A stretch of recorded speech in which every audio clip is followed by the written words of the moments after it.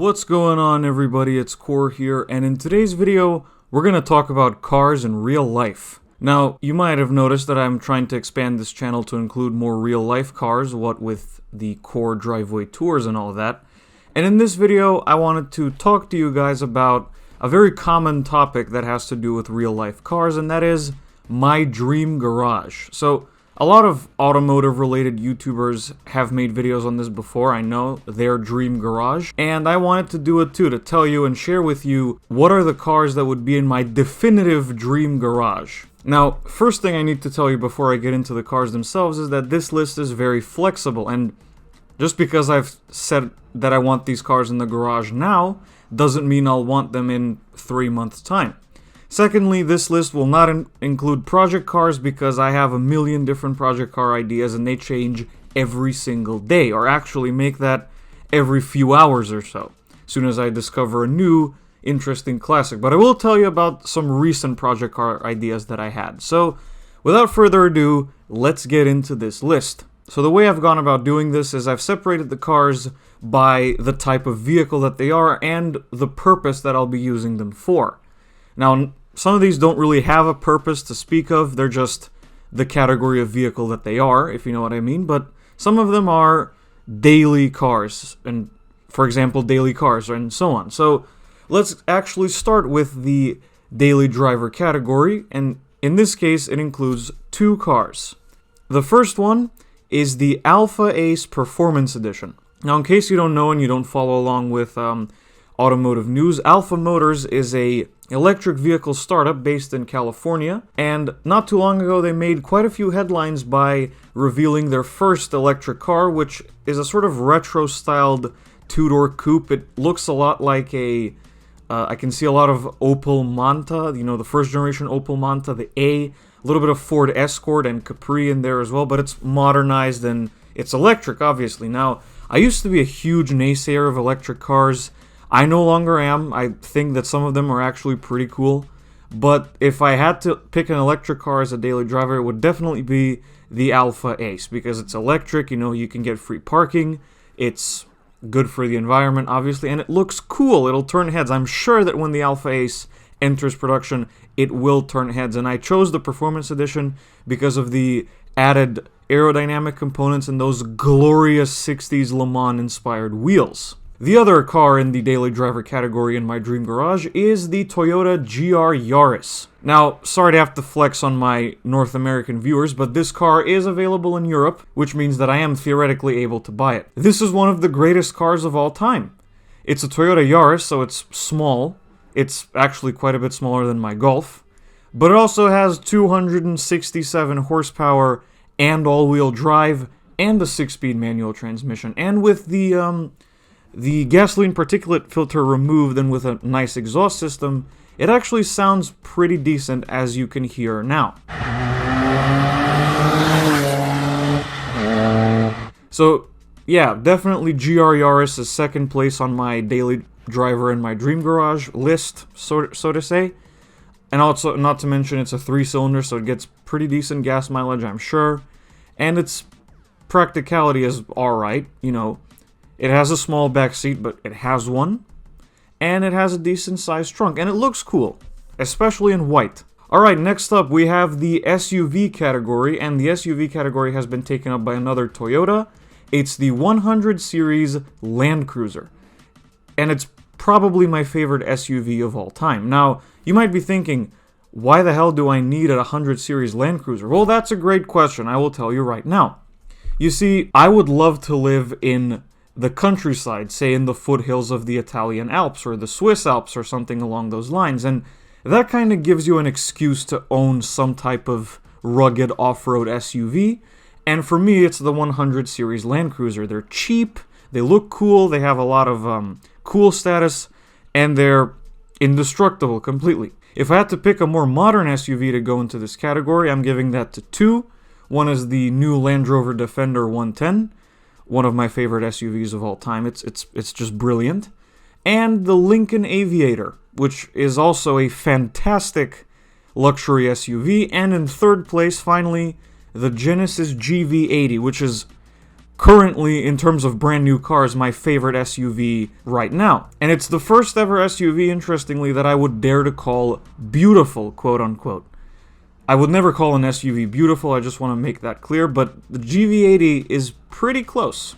Alright, so next category is supercar, and if you've seen my videos for long enough, it's an obvious one. It's the Honda/Acura NSX. Now, you might be saying, oh, there's so many other better cars than the NSX. You have the Ferrari 488 or the F8 Tributo, the Lamborghini Huracan, the Audi R8, but no, I chose the NSX because, first of all, it's very reliable, and one of the most important things to me when I'm buying a car in general, and one of the most important things when I was buying my first car, was reliability, and the NSX is one of a handful of supercars in history that you could say is reliable. Number two, even though the NSX is a supercar at heart, it's very usable on a day-to-day basis. It has a decent trunk, it's quiet, it's relaxing to drive, it doesn't use all that much fuel because, of course, it's a hybrid, and, you know, it doesn't annoy you with idiosyncratic features like, say, older Ferrari or Lamborghini models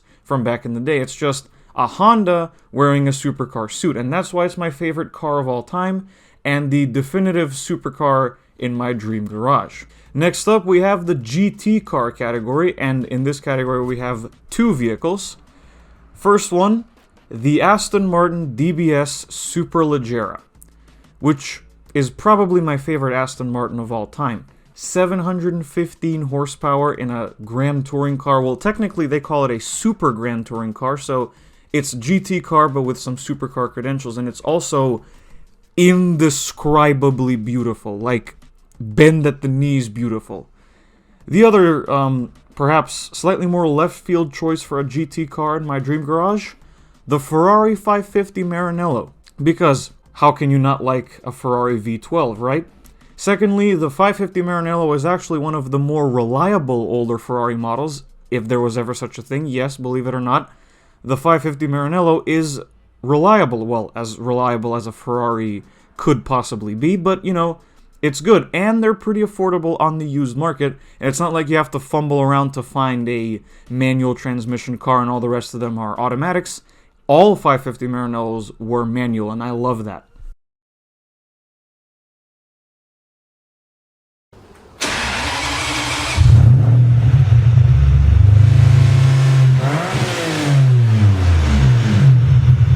But then again, for a GT car, a manual transmission doesn't make any sense, so you could call the 550 Maranello a weekend GT car, so to say. Next up, the fast wagon class. Now, you might be thinking, why does this get its own category? Because fast wagons are the greatest cars in history. It's a fact. They are just brilliant. They combine all the practicality and usability of a station wagon, and then they give it lots of power. Now, the obvious choice here would be the new Audi Rs4 Avant. It's basically the greatest fast wagon ever made.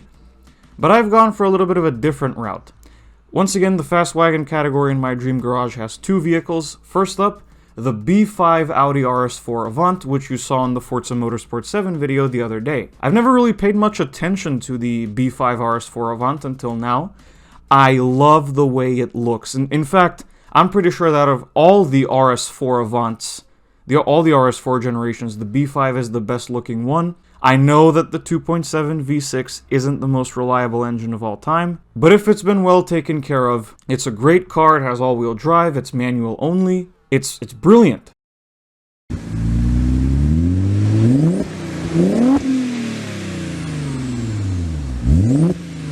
The other fast wagon in my dream garage is the Volvo V70r.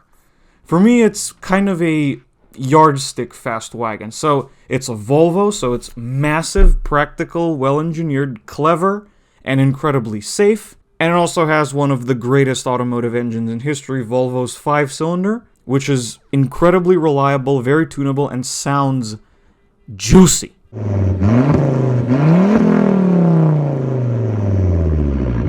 Finally, we arrive to the penultimate category, which is classic. There's two cars in here as well. First up is the 1967 Ford Galaxie 500 XL. This is technically a project car for me, but in terms of classics, it's the definitive classic that I would own. I love the lines on the 67 Galaxy, I love how it looks, and I love that it's exclusive and that not a lot of people know what it is. If you drive around in a classic Mustang, everyone knows what it is, but if they see you in an old Ford Galaxy, they'll be like, ooh, what's that? And I have a certain few ideas, if I ever own a 500 XL Galaxy, what I'd like to do with it in terms of upgrades, exterior and interior. The other classic car in my dream garage is the 993 Porsche 911 Carrera 4S. The 993 is, well, as far as old 911s go, pretty affordable, and I've grown to really like the 993. It was the last of the air-cooled 911s.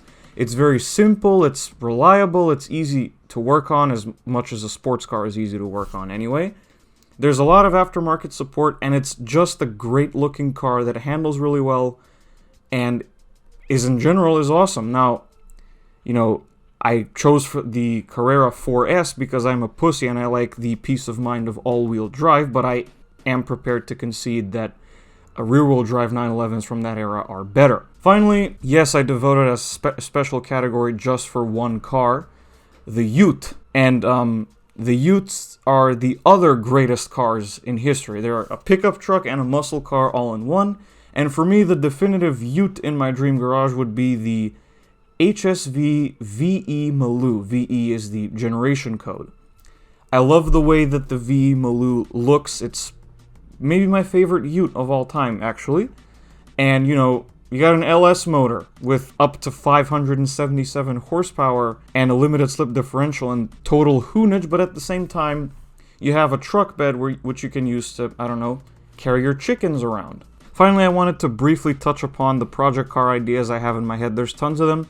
Two that I can tell you right now are a LS-swapped VR Holden Commodore with like modernized features and modernized drivetrain components and so on, and in a 2.5-liter TFSI 5-cylinder swapped Auto Union 1000 SP, or basically the spiritual predecessor to the Audi A5. Well, that'll be just about it for my dream garage, everybody. Thank you so much for watching this video. If you liked it, be sure to hit like and subscribe to the channel, and let me know what your dream garage looks like in the comments below, and I will see you guys in the next video. Goodbye.